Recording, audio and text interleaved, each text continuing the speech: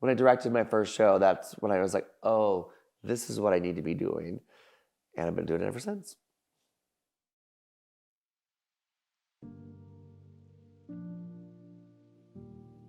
Tell us your name and your occupation. My name is Randall Stevens. I am the producing artistic director for Voices in Alliance, which is Omaha's first identified LGBTQ theater company. What were some of the challenges that you faced entering the industry? Well, it's extremely competitive, even in Omaha, which is a non-professional theater town. And then just getting older and realizing I wasn't a dancer anymore. Let's hear about some of your favorite accomplishments that you have completed in your career. Getting my master's degree in directing from the University of Memphis was a huge accomplishment. Just I got out of my comfort zone, I left Omaha, and it was an amazing experience. What made you choose the University of Memphis? Well, one, it was not Omaha. So I wanted us to get out and meet new people, and they accepted me. It was a 3-year program, and I had a full scholarship or apprentice, or what's the word? I can't remember the word. Apprenticeship, basically. When did you decide to pursue Voices in Alliance? Well, I've been wanted to start my own theater company for a while, and it's all about the timing and about money. But I finally did, it was just the right timing last year, and I announced it on June 1st of 2022 in connection with Pride Month, which is usually Pride Month across the country is June. And there was a lot of positive feedback, and that's what I knew. I did the right thing. I wanted to give something for people to be proud of, and we've never had that in Omaha. That's kind of why I wanted to do that. Now, theater companies have done sort of gay plays, so to speak, but I'm dedicating my mission to doing works that celebrate the LGBTQ plus community, and also casting roles correctly. So if a show calls for a queer or trans character, I'm going to do my best to find a queer or trans actor to fill those roles. I took a sabbatical from theater for about 5 years, and the pandemic hit, but the timing was just right, and I felt there was a need in Omaha theater that was not being met. So last June of 2022, in connection with Pride Month, I announced this is what I'm doing. So we did our first show in the last November, we did a show in June, and now our next production will be next month.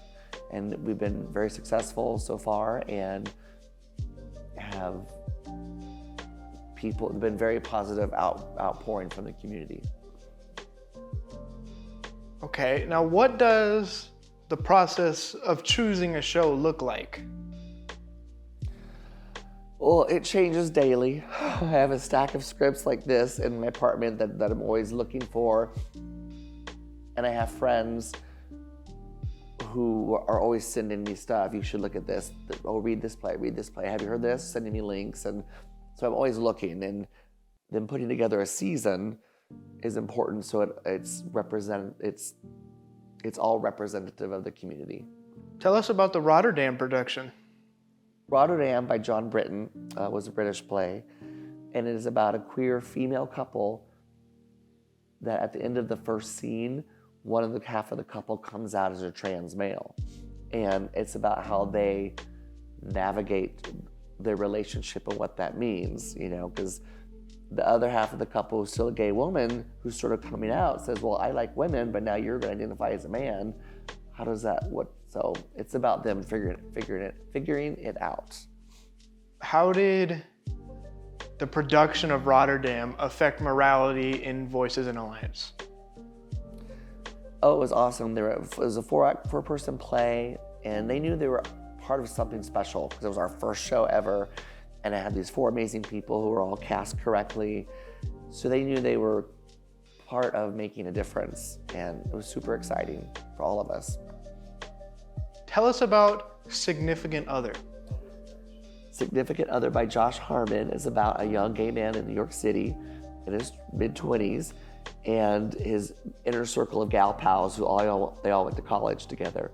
And each one of his gal pals meets someone, falls in love, gets engaged, gets married, while he's still looking for love. And by the end, he's kind of alone, and it's a very bittersweet but funny comedy. What was the audition process like? Yeah, so we just put it out in the universe on Facebook page, social media, of course, and very transparent about what I'm looking for, what the playwright wants the characters to be. And I've been super fortunate that I've had some amazingly talented people come out and was able to cast both shows, How important is it for you to cast somebody who fits the role specifically? Well, that's part of my mission, and it's important because nobody does that, and I want to be able to contribute to the performing arts community, but as well as the LGBTQ plus community. Now moving on to the upcoming Voices in Alliance show, The Inheritance Part 1, which opens on November 3rd. How has the production been different than the last two shows that you've done?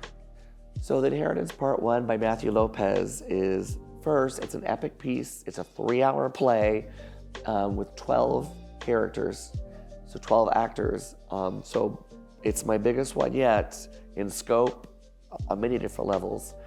And since we can't be in this performing arts space until the week before we open, so we just have to rehearse wherever we can. And we're also doing it in the round, so will be audience on all 4 sides, which makes it challenging for me as well as the actors, because they kind of have to unlearn their traditional theater habits. And yeah, but I think they're all super excited because they know the show is super important, has a lot of great messages about especially the gay community, as it applies to a generation of men who lived or did not make it through the 80s and the AIDS epidemic, and the new generation of men who may not realize we are still living of the impact from the AIDS crisis. How does The Inheritance fit in your stated mission statement? Oh, it fits perfectly because the whole story is about the evolution of queer men, for this particular story, who lived through the AIDS epidemic, and now the current generation of men who don't really quite understand that we're still living the implications from what happened in the 80s and 90s.